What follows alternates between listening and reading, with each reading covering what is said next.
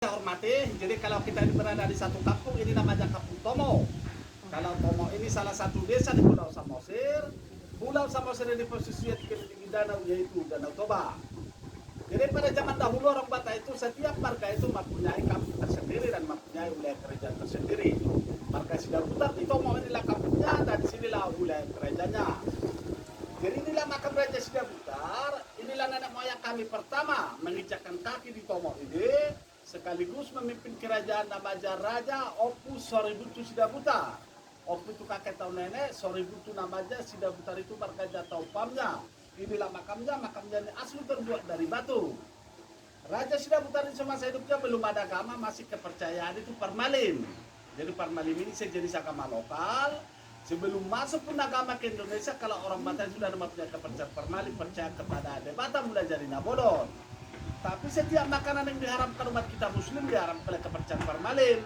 Maaf kata tidak boleh makan kerbau pendek, makan daging anjing, darah dan ternak yang tidak disembelih oleh pisau itu diharamkan orang Batak zaman dulu. Bahkan pemakaman aja juga sama. Raja ini dulu meninggal, jenazahnya dimasukkan di dalam kotak batu ini, tapi tidak pakai peti mati, cuma dibalut dengan kain ulos Batak. Jadi jenazahnya itu sama sekali tidak ada kena ke tanah, ada utuh dimasukkan di dalam kotak batu seperti ini. Nah, di sini Bapak Ibu ada kita melihat ada patung kecil, ini adalah cucu daripada raja ini. Orang Batak zaman dulu sudah tradisi menggendong anak atau cucu, bukan dibikin di depan atau di belakang, melainkan dibikin di pundak. Dengan artinya harapan orang Batak haruslah lebih tinggi generasinya dari kedua orang tuanya sendiri. Dengan salah satu contoh, kalau orang tuanya cuma bisa pendidikan SD atau SMP, orang tua bercita-cita anaknya harus bisa pendidikan SMA sarjana selanjutnya sampai setinggi-tingginya. Itulah artinya dibikin di pundaknya atau dengan bahasa daerahnya dibuang. Jadi diperhitungkan umur dan raja ini sudah meninggal sudah ada kurang lebih sekitar 460 tahun. 460 tahun silam belum ada kamera masih main pahat, main ukir. Kira-kira seperti inilah wajah daripada raja semasa hidupnya. Sesudah raja pertama meninggal, kerajaannya digantikan raja kedua. Inilah makam dan raja kedua. Nama dan raja kedua namanya Raja Ujung Barita atau gelar panggilannya Opu dari Batu Sidabutar. Raja kedua di sini ada kita melihat ada mempunyai rambut panjang. Raja ini dulu semasa hidupnya mempunyai ilmu atau kekuatan pada rambutnya. Jadi raja itu punya rambut tidak boleh dipotong. Apabila rambutnya dipotong, ilmu yang dia miliki bisa hilang. Samalah ceritanya seperti cerita Samson. Ilmu atau kekuatannya ada pada rambutnya. Oke Bapak Ibu, di sini kita melihat ada patung laki-laki. Inilah panglima perang dan raja namanya Teuku Muhammad Said, berasal dari Aceh. Pada waktu itu si Muhammad Said ini sudah memilih agama Muslim. Rencana kedatangan si Muhammad Said ini datang dulu ke kampung ini ingin mau belajar ilmu kebatinan. Selama bertahun-tahun si Muhammad Said ini tinggal bersama Raja Sidabutar. Akhirnya berhasil mendapatkan ilmu dari raja ini. Raja Sidabutar percaya diangkat si Muhammad Said sebagai panglima perangnya. Jadi si Muhammad Said ini banyak membantu Raja Sidabutar dalam peperangan selama berapa tahun. Tapi sesudah Tomo ini sudah amat tidak lagi perang, akhirnya si Muhammad Said minta pamit lagi untuk pulang ke negara saja ke Aceh. Adapun ditempelkan patung sebagai patung penghormatan, biar sekaligus ada kenangan kepada keturunan dan raja ini bahwa antara orang Batak dengan orang Aceh adalah saudara. Oke Bapak Ibu, kalau di belakang ini ada patung perempuan, ini bukan istri daripada raja ini, melainkan tunangannya, namanya Anting Malela Boru Sinaga. Jadi menurut cerita orang tua, ini si Anting Malela ini termasuklah gadis cantik dulu di wilayah Pulau Samosir ini. Itulah karena kecantikan dari si Anting Malela, banyak pemuda-pemuda lain berebut ingin mau bertunangan sama dia. Tapi pada waktu itu nasib baik jatuh ke tangan raja ini, Raja Sidabutar lah yang bisa tunangan sama si Anting Malela. Mereka ada tunangan kurang lebih 10 tahun. Tapi itulah Bapak Ibu, sudah pun mereka tunangan 10 tahun mungkin mereka tidak jodoh. Kenapa mereka tidak jodoh?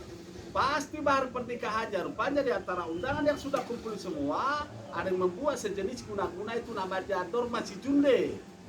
Jadi tujuan daripada Dorma Sijunde itu membuat pikiran seseorang anak gadis itu lupa ingatan, dia tidak ingat dengan janjinya. Itulah karena pengaruh daripada Dorma Sijunde, akhirnya gadis Malang ini gila. Dia lari dari Tomo ini tanpa permisi sama siapapun. Jadi kami juga masyarakat yang ada di kampung ini tidak mengetahui Di mana ini rimbanya si Ating Malela, apa dia masih hidup, apa dia sudah meninggal. Adapun ditempelkan patung sebagai patung kenangan, karena raja ini benar-benar sayang sama tunangannya, ditempelkanlah patung ini sebagai patung kenangan.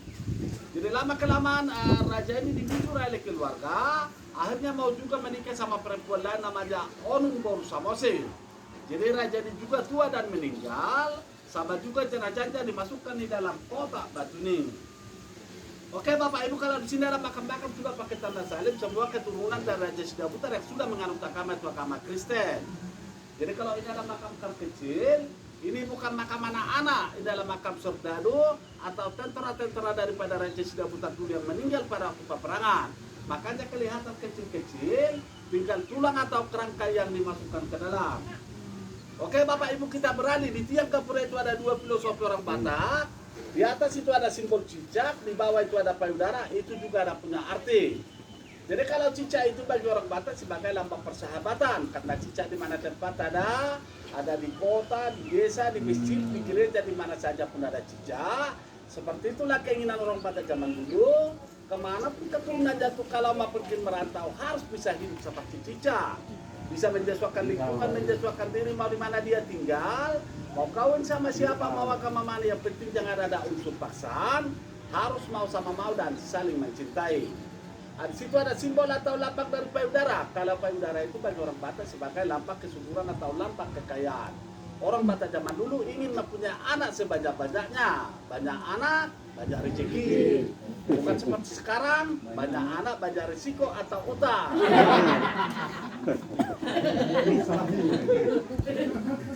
Makanya setiap pesta pada zaman dulu, selalu ada pepatah orang Batak mengatakan, maranak 10 itu, parboru 10. Artinya, mudah-mudahan seorang ibu bisa melahirkan anak laki-laki 17 dan anak perempuan 16, semuanya jumlahnya 33. Itulah kekayaan orang Batak zaman dulu, dari satu ibu bisa mempunyai anak 33. Tapi jujur terus terang Bapak Ibu, siapapun orang Batak tidak ada yang sanggup melahirkan anak sebanyak 33. Itu sekedar perumpamaan atau permohon kepada Maha Kuasa. Kebetulan akan dapat 3 di orang Batak, angka keberuntungan. Jadi kalau di sana ada kotak berempat, itu juga ada punya arti. Jadi yang pertama itu menunjukkan lambang kesuburan, yang kedua kesucian, yang ketiga keramatamahan, yang keempat itu SSA. SSA artinya setia sampai akhir. Jadi kalau cicak menunjukkan payudara artinya sejauh-jauh orang Batak zaman sejauh-jauh orang Batak itu merantau, dia tidak akan bisa lupa sama ibunya karena dia dibesarkan oleh ASI atau waris susu daripada ibunya. Jadi kalau ada yang lupa sama ibunya, itu sudah anak durhaka. Si paling muda. Oke, yang terakhir Bapak Ibu, di gapura orang di gapura itu ada ornamen Batak, ada terdiri dari 3 warna, putih, merah, hitam. Itulah menunjukkan atau melambangkan kalau orang Batak itu percaya kalau dunia ada terbagi 3. Warna putih itu menunjukkan dunia atas, dunia surga, dunia bersih, dunia abadi. Warna merah itu dunia kehidupan atau dunia tengah. Kita sekarang menginjakkan kaki di warna merah. Warna hitam itu dunia kematian, dunia gelap, dunia bawah tanah. Itulah artinya 3 warna atau 3 dunia. Putih merah karawa. Oke Bapak Ibu yang saya hormati, itulah sejarah singkat makam Raja Sidabutar ini. Mungkin ada pertanyaan, silakan Bapak Ibu. Mudah-mudahan saya bisa menjelaskan, saya akan jelaskan. Mengatakan nama. Enggak betul. Silakan Bapak. Kira-kira tahun berapa ya Pak Raja Sidabutar tadi? Jadi kalau diperhitungkan kerajaan Sidabutar ini sudah ada kurang lebih sekitar tahun 1500-an lah Bapak. Oh iya. 1500. Terima kasih Pak. Saya guna-guna cah cilik apa? Kerajaannya di mana Pak? Kalau kerajaannya dulu Bapak, itulah kalau lokasinya itulah tadi kita yang mengenal sekali-kali itu sekitar itulah sampai ke bawah sana itulah lokasinya. Tapi kalau wilayahnya satu desa itulah namanya Desa Tomo. Pak, ada raja pertama, raja kedua, apa ada seterusnya lagi raja? Di bawah sana masih ada satu lagi, tapi sudah keturunan dari raja itu sudah generasi ke-7 atau raja ketiga gitu. yang guna-guna tuh siapa ya Pak? Ya. Yang guna-guna. Oh, yang guna-guna itu Putri yang itulah istilahnya pemuda-pemuda dari tempat lain. Nah, karena istilahnya kalau dulu ceritanya ini tunangan raja ini itulah yang Syantun Malela ini. Kalau untuk masalah kecantikan dulu ceritanya adalah masuk 10 besar sudah masuk dulu ini. 10 besar. Saking cantiknya. Untuk kembang desa orang Batak zaman pada zaman itu. Cemburu gitu. Ya memang itulah cemburu. Kenapa harus kawin sama marga Sidabutar? Kenapa bukan marga kami? Jadi itulah yang ada istilah kalau dulu ada main dukun-dukunan istilahnya cinta ditolak, dukun bertindak. Itu. Terima kasih Pak. Iya. Tidak. Oke. Jadi kalau Bapak Ibu mau foto-foto, dipersilakan foto-foto. Jadi, oke Bapak Ibu sebelum kita keluar, kita naik sebelah kiri makam raja, keluar sebelah kanan makam raja dengan arti dan tujuannya. Mudah-mudahan Bapak Ibu pulang dari Tomo ini mudah-mudahan langkah kanan, panjang umur, murah rezeki dan selamat sampai tujuan. Jadi itulah nanti kita mau keluar untuk melestarikan ini makam Raja Sidabutar itu ada untuk kota Sumbangan. Jadi silakanlah Bapak Ibu kalau mau foto-foto silakan. Silakan.